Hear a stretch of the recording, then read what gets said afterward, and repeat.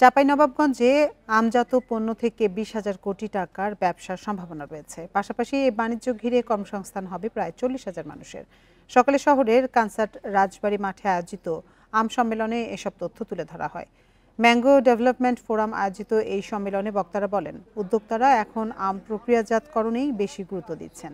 এজন্য আম রপ্তানি সহজীকরণ, রপ্তানিযোগ্য আমের প্যাকেজিং, হাউস স্থাপন ও কার্গো বিমানের ভাড়া কমানোর দাবি জানানো হয়। পাশাপাশি দেশের 1/3 আম উৎপাদনকারী জেলা চাঁপাইনবাবগঞ্জকে আমের রাজধানী হিসেবে সরকারি স্বীকৃতির দাবিও তোলা হয় সম্মেলনে।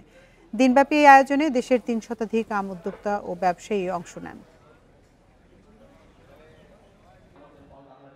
আমকে ঢাকায় পাঠাতে হয়, সেখান থেকে প্যাকেজিং সহ সব কিছু করা হয়। আমরা সরকারের কাছে দাবি জানাবো যে আমরা যেন এখানে এই যে প্যাকেজিংয়ের যে ব্যবস্থা ঢাকায় আছে তারই আরেকটি শাখা এই বাংলাদেশের 60% আম উৎপাদনের জন্য যে জেলাটি সেটি চাঁপাইনবাবগঞ্জ, এই চাঁপাইনবাবগঞ্জ যেন দ্রুতভাবে করা হয়।